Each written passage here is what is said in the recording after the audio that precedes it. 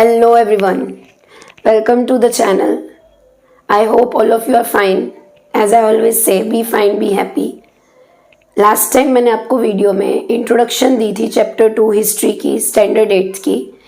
इस बार मैं आपको फर्स्ट पेज जो कि हमारा पेज 9 है उसके रिलेटेड इंफॉर्मेशन देने वाली हूँ. तो let us start. Now as we all know that the Mughals were ruling before Britishers came in India. Mughals rule कर रहे थे, हमने लास्ट में पढ़ा था, 7th स्टैंडर्ड में भी आपने पढ़ा है. उसके बाद ब्रिटिशर्स आए, धीरे धीरे वो आए, है ना, एकदम से तो कोई भी नहीं आएगा. तो इसमें सबसे लास्ट में जो मुगल रूलर था दैट वाज औरंगजेब. उसके बाद भी उसके बेटे थे, बट औरंगजेब जो था वो बहुत अच्छा फाइटर था, बहुत अच्छा मैनेजेबल पर्सन था, जिसकी वजह से management and everything else was going smoothly. बहुत पावरफुल रहा था कंट्रोल करने में किंगडम को.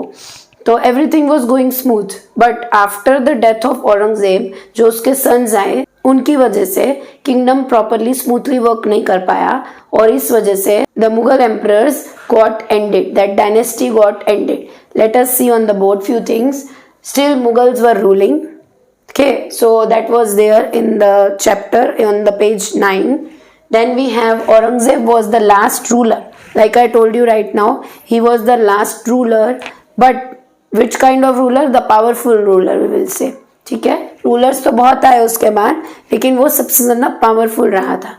Then the next is his sons were weak. Like I told you, उसके बाद जितने रूलर्स आए, उसके sons जितने भी आए, वो सब वीक रहे कंट्रोल करने में. And the Aurangzeb died in 1707. ये आपको याद रखनी है डेट, ये पूछी जा सकती है 1 मार्क के क्वेश्चन में कि when Aurangzeb died, so you will write he died in 1707. Now you have to remember this that he was the most powerful ruler already, जैसा कि मैंने कहा 7th में हमने किया है. Now let us move ahead. Bahadur Shah Alam disintegrated with Muhammad Quli Khan. Now what is the meaning of disintegrated and who are they? They were the rulers in the Mughals. इन दोनों ने जब ये रूल कर रहे थे लास्ट में, इसके बाद तो क्या हुआ कि इन दोनों ने धीरे धीरे पार्ट्स में, जब औरंगजेब के बाद ये रूलर्स आए, इन दोनों ने धीरे धीरे पार्ट्स में पूरे इंडिया को डिवाइड करना शुरू कर दिया. And disintegrated means in small small parts they divided it. यहाँ से याद रखना है इंटीग्रेटेड. इंटीग्रेटेड का मतलब होता है ज्वाइन करना, ठीक है. और dis, when we add dis to it, it becomes the opposite, disintegrated. It means separate करना, इंडिविजुअल पार्ट्स में उसको डिवाइड करना. With Muhammad Quli Khan and which parts he has divided, I have written only few of them. There were many. Bengal and Hyderabad. तो यहाँ पर और भी ऐसे डिफरेंट पार्ट्स थे, पर क्योंकि हम mostly south India side, west side, east side ये सब पढ़ रहे हैं, इसीलिए I have written only these 2 parts, Bengal and Hyderabad, जो कि मोस्टली रूलर्स ने आके पहले कैप्चर किए थे और पहले ट्रेडिंग्स और सब कुछ वहीं से शुरू हुई थी.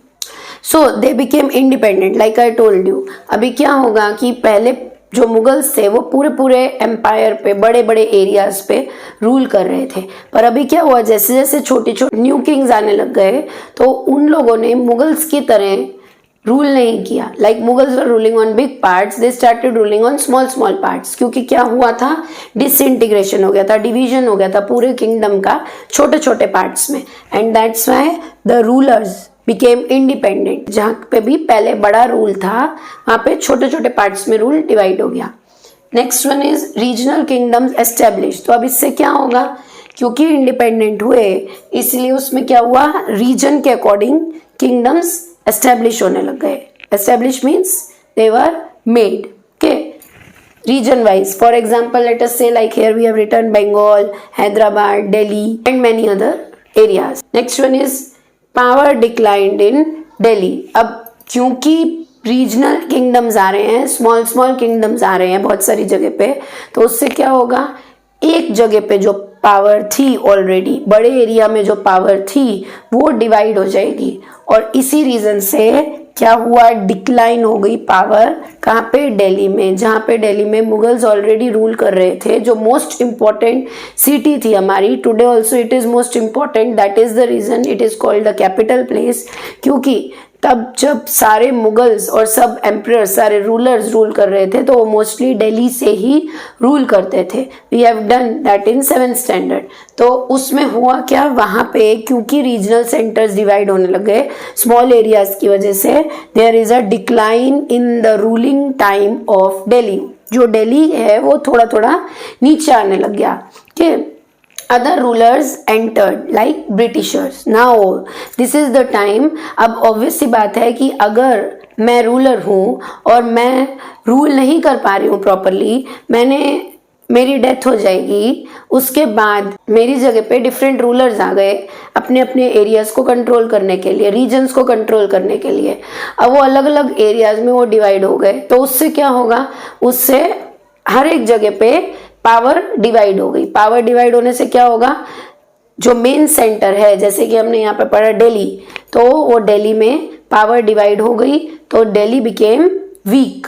जैसे ही दिल्ली वीक बना, अभी ऑलरेडी ब्रिटिशर्स तो थे ही, फॉरेन पर्सन्स, जो जितने भी फॉरेनर्स थे वो ऑलरेडी धीरे धीरे as a traveller, as a trade person, वो तो आ ही रहे थे पहले से ही। तो अभी क्या हुआ, इस चीज़ों के होने से जो दूसरे लोग हैं, जितने भी बाहर के लोग हैं, फॉरेन पर्सन्स हैं, ट्रेडर्स हैं, उनको एक और पॉइंट मिल गया टू एंटर इनटू इंडिया, और we can say to enter into Delhi. Same चीज़ का फ़ायदा ब्रिटिशर्स ने उठाया कि जैसे कि मैं आपको बोल रही थी, मैं एक रूलर हूँ, तो मेरा जो एरिया है अगर वो वीक पड़ रहा है तो क्या होगा, दूसरा कोई बाहर से आके, जो कि मेरा सब कुछ नोट कर रहा है, वो बाहर से आके मेरे को हरा देगा या मेरे एरिया पे कंट्रोल करना चाहेगा।